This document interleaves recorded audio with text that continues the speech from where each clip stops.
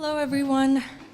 Firstly, big thank you to the biosecurity presenters that came before me that explained a lot of foundational biosecurity concepts, so I won't have to. And also a big shout out to our research manager, Oscar, and my research mentor, Tom, who really contributed to this project. What I worked on over the summer is the Biological Weapons Convention, or the BWC, specifically understanding transparency and how it functions in relation to the BWC. So to provide some background information, the Biological and Toxin Weapons Convention was actually the first multilateral disarmament treaty to ban a class of weapons, and so it was quite a watershed event when it was negotiated and voted upon in 1972.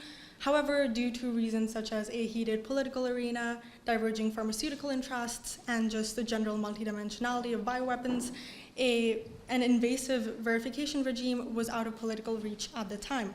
Enter confidence-building measures, which are currently the BWC's only formal mechanism to create a climate of trust among states parties. So they are annual information exchanges, which are operationalized via national reports that countries submit to the BWC about their biological activities in the past calendar year.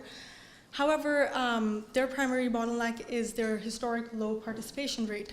So as you can see over here, there are only 11 countries that have submitted consistently or near consistently to the BWC, whereas 97 have only submitted between 0 to 5 times since 1987. And this is a concerning gap in transparency.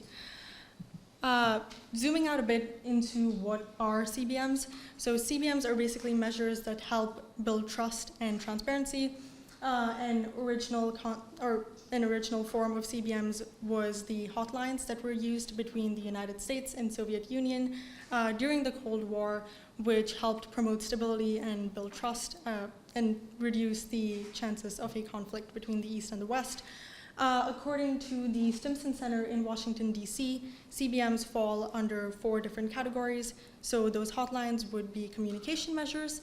BWC CBMs, however, fall under information measures. So they are information exchanges, and they were negotiated also during the Cold War period, which relates to several of their traits. And the exact information that is exchanged you can see over here. So it includes information on a country's biodefense facilities, their vaccine development facilities, their BSL-4 labs, etc. So overall, they're very rich sources of information. However, again, bottlenecked due to a low participation rate. And this is what my project aims to understand by using a mixed methods approach. What exactly are the barriers to CBM participation, and what recommendations can we put forward to alleviate some of these issues and then hopefully increase transparency in regards to bioweapons. For the purposes of my project, I categorize these reasons for low submission into systemic and country level. So systemic reasons are problems with the broader overarching CBM framework, such as an absence of validation mechanisms. Country level reasons are more domestic operationalization issues that countries might face when actually collating together and submitting these CBM reports. Touching a bit on why this is important. Firstly, achieving consensus in the BWC in general is challenging because the BWC has a consensus requirement, which means that all 185 states parties need to agree on a decision in order to adopt a vote. And while this is great for inclusivity, it's not so great for fast decision making, especially on a heated topic like verification. Next, CBMs are the closest protocol that the BWC has to any form of compliance, and currently we're caught in a vicious cycle that low participation CBMs leads to less trust in the system, which again leads to low participation, and it just seems more pragmatic to build on a measure that's already existing and that countries generally believe is good, rather than trying to reach for a verification measure which they haven't been able to achieve in several decades. Countries at past BWC gatherings have also been curious about why there have been low submissions, because this would prompt offers for targeted assistance. However, there has not been any research done on this, and even the BWC Implementation Support Unit, which handles administrative tasks for the BWC and generally handles these CBM reports, has also noted receiving little to no information on these barriers. So how did I go about this? I used a mixed methods methodology which included a literature review, quantitative bit, and qualitative bit to gain a panoramic view of the CBM landscape. So the quantitative data provides a generalizable view of trends and context. For the deeper, more nuanced insights from the literature review and the qualitative analysis. And I used the literature review to identify the broader systemic reasons that I was talking about, whereas the qualitative analysis was used to analyze more country-specific potential reasons. And just wanted to touch a bit more on the qualitative analysis as I implemented a more rigorous methodology for it, in order to capture nuances that might otherwise be missed in academic literature. So what I did was I used a systematic questionnaire comprising of 5 questions, which you can see over there, and I combed through 51 working papers and national statements from countries with low CBM submissions, so countries with 0 to 5 CBM submissions over here. And I looked through these documents, which were submitted at the 8th and 9th BWC review conferences, so in 2022 and 2016, and the meetings of states parties from 2013 to 2023. And yeah, moving on to findings, as we don't have much time.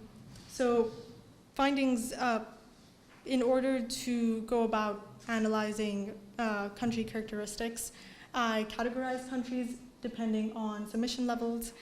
So we have 0 submission, low submission, moderate, and high submission.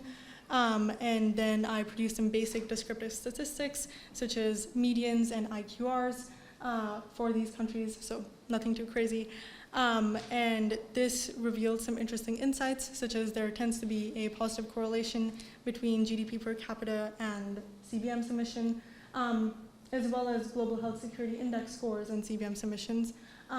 GHS index scores were something that Sandy touched on previously, so I won't be going too much into that in them. But this generally makes sense because a country that has more biosecurity preparedness and capacity would have more resources and personnel to dedicate to CBM submissions. Another interesting thing was that generally countries with more BSL-4 and BSL-3 plus labs fall under the high submission category, but there are a few outliers, such as you can see in the low and moderate submission categories, which is a bit concerning. Moving on to lit review findings, so systemic reasons, very quickly. I discussed 6 in my paper. Here are 3 of the most important ones. So first is ambiguity in review and access of data. So states parties are unsure about how CBM data is accessed or if it even is accessed. So the United States mentions that it goes through and uses all the CBM submissions by countries. However, not all countries have the capacity to do this. And CBM report submissions, some of them are public, others are private, so it can't even be accessed by civil society for analysis. And this spells bad things for accountability. Next is absence of validation mechanisms. So there is no current way in which the correctness of the information that is submitted in CBM reports is checked, which means that countries have submitted misleading or false information in the past. And this could be another reason for why countries might not be as inclined to submit or consider it not as important. And lastly, the understanding of CBMs in compliance varies in country blocks. So Western countries tend to espouse the view that not submitting a CBM report amounts to technical non-compliance, whereas non-aligned movement countries instead uphold the belief that a treaty does not have teeth unless it has a verification protocol. Hence, CBM report submissions cannot be a tool to assess compliance. Going on to qualitative findings, which was from the systematic questionnaire. Firstly, majority of the countries that mention CBM reports also acknowledge the importance of these reports, even countries that have had low submissions. And this means that although they acknowledge that they're important, there are likely other barriers for non-participation or low participation, which I have detailed over there in my table, ranked by frequency. An initial heuristic that I had was that it would likely be limited capacity and reporting burden that contributes to low submissions from a domestic level, but actually turns out, and this is corroborated by a meeting that I had with 2 people at Verdict, which is a UK-based think tank that works on BWC implementation, that it is instead weak communication and reporting processes, so just hard to collate all this information together from different ministries and submit it, and also a lack of awareness among national stakeholders about the BWC, about its importance, and what CBM reports are. And I also gave a summary of national actions that countries mentioned related to improving CBM submissions, and a summary of recommendations, overarching ones, to the CBM system. This is more of scaffolding work for other future CBM researchers. Lastly, very quickly, a set of recommendations to increase submission based on the reasons that I identified.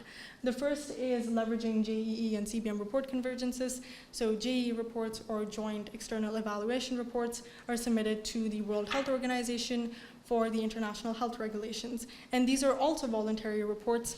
However, as you can see over here, 57.4% of zero submission countries and 68% of low submission countries have submitted JEE reports, which is very interesting because there are a lot of overlaps between these reports. So these countries probably do not know that, hey, we can submit a JEE report, answer a couple more questions, and then submit a CBM report, which would be valuable just to use this and increase, and other analogies from JEE reports to increase submissions. Another idea I had was to reframe the concept of nothing new to declare reports and emphasize on their importance because, again, from the quantitative stuff I did, it is likely that countries with low submissions are also countries that do not have that much biological activity going on because of low GDP per capita and lesser BSL-4 labs. So technically, it should be easier for these countries to submit as they just have less to submit compared to, say, the United States, which compiles 200-page reports every single year. So yeah, just emphasizing on the importance that even submitting a nothing new to declare report is a submission is important. And lastly, institutionalizing CBM data analysis during review conferences and during intersessional periods would be important to increase accountability. And here's a summary slide. I'm not going to go through it. But yeah, thank you so much to Riya for being awesome and for you guys for listening. And yeah, open to any questions or comments.